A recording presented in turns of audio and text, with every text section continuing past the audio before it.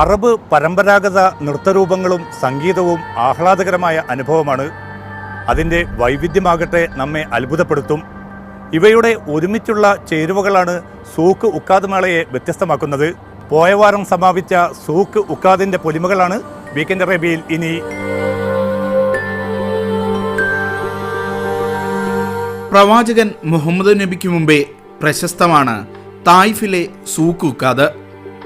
ഇവിടെ നടക്കുന്ന സാംസ്കാരിക പൈതൃകോത്സവം അറബി സാഹിത്യത്തിനും സൗദി പാരമ്പര്യ കലാരൂപങ്ങൾക്കും വലിയ ഉണർവാണ് നൽകുന്നത്.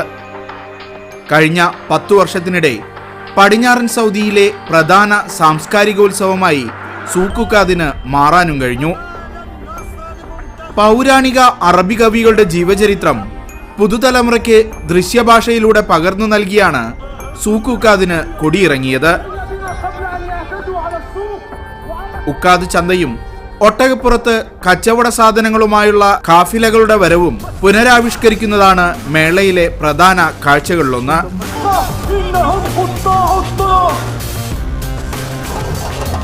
അറബ് കവികളുടെ ജീവിതത്തിലേക്ക് വെളിച്ചം വീശുന്നതും ഉക്കാദ് ചന്തയെ പുനരാവിഷ്കരിക്കുന്നതുമായ 2 നാടകങ്ങളും 14 നൂറ്റാണ്ടുകൾക്കപ്പുറത്തേക്ക് കാഴ്ചക്കാരെ കൊണ്ടുപോകുന്നു.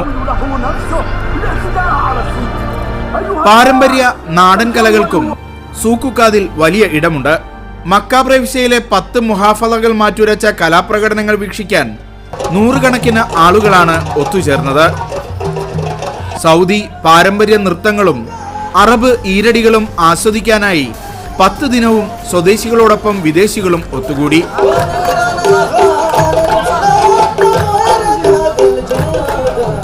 ചമയക്കൂട്ടുകളുടെയും ആടയാഭരണങ്ങളുടെയും അതിപ്രസരമില്ലാതെ ഓരോ പ്രദേശത്തിന്റെയും വൈവിധ്യങ്ങൾ വിളിച്ചോതിയാണ് സംഗീതത്തിന്റെ അകമ്പടിയോടെയുള്ള നൃത്തച്ചുവടുകൾ വേദിയിലെത്തിയത്. അറബ് സംസ്കാരത്തിന്റെ ഭാഗമായ വാളുപയോഗിച്ചുള്ള നൃത്തങ്ങളാണെങ്കിലും ഓരോ പ്രദേശത്തിനനുസരിച്ച് രൂപങ്ങളിൽ മാറ്റമുണ്ട്. മലമ്പ്രദേശങ്ങളിൽ നിന്നും താഴ്വരകളിലേക്കും തീരപ്രദേശങ്ങളിലേക്കും പോകുന്നതിനനുസരിച്ച് നൃത്തരൂപങ്ങളിലും മാറ്റം കാണാം. സ്ത്രീകളുടെയും പുരുഷന്മാരുടെയും നൃത്തരൂപങ്ങളിലും വൈവിധ്യമുണ്ട്. ഓരോ മേഖലയുടെ സാംസ്കാരിക വൈവിധ്യങ്ങളും ഈ നൃത്തത്തിൽ കാണാം.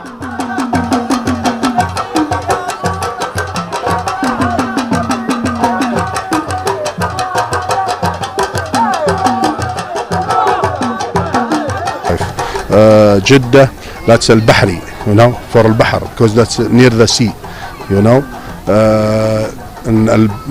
For example, al-Ardiyya or that's al-Arda, for the al-Gunfada, that's Khubaiti, that's the name Khubaiti.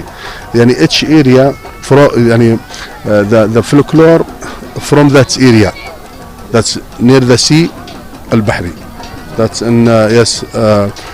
And the desert, that's Khubaiti, you know, and Taif, that's Hayoma, a mountain area, yes. Al-Arda, Al-Saifa, Al-Asawi, Al-Hibaiti, Al-Misbar, Al-Majrur എന്നിങ്ങനെയാണ് നൃത്തത്തിന്റെ പേരുകൾ.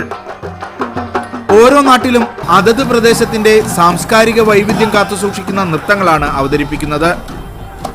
Jeddah, rabi, മുൻഫുദ തുടങ്ങി തീരപ്രദേശത്തുള്ളവർ അൽ ഹിബൈത്തി അവതരിപ്പിക്കുമ്പോൾ Taif ഉൾപ്പെടെ മലമ്പ്രദേശങ്ങളിൽ അർദയും മജ്റൂറും പ്രധാന നൃത്തരൂപങ്ങളാണ്.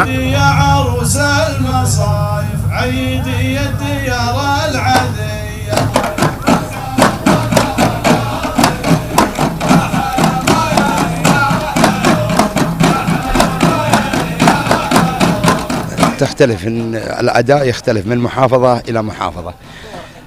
في محافظات يكون عدد العراضة فيها أو الممثلين لها إلى من 100 إلى 120 إلى حد أدنى 90 عارض في العرضة.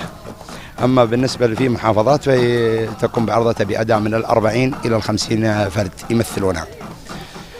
أداء المحافظة يختلف من محافظة إلى محافظة. كل ما كثر عدد العراضة كل ما أدت الأداء بشكل جيد وأجمل وأروق. 90 മുതൽ 120 പേർ വരെ ഓരോ സംഘത്തിലുമുണ്ട്. ആളുകൾ കൂടുന്നതിനനുസരിച്ച് പ്രകടനത്തിന്റെ ഭംഗിയും വർദ്ധിക്കും. നാടൻ സംഗീതവും ഗാനങ്ങളുമാണ് നൃത്തത്തെ മനോഹരമാക്കുന്നത്. നമ്മുടെ ദോലക്കും ദഫും പോലുള്ള ഉപകരണങ്ങളാണ് താളത്തിനായി ഉപയോഗിക്കുന്നത്.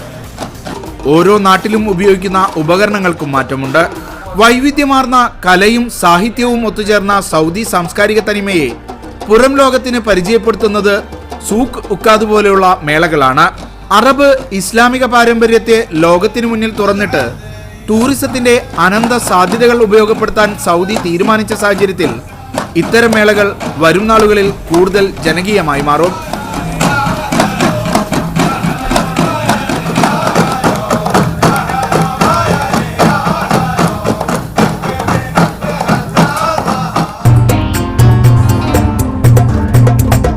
വരവ് ചെലവുകൾ നിയന്ത്രിക്കുക.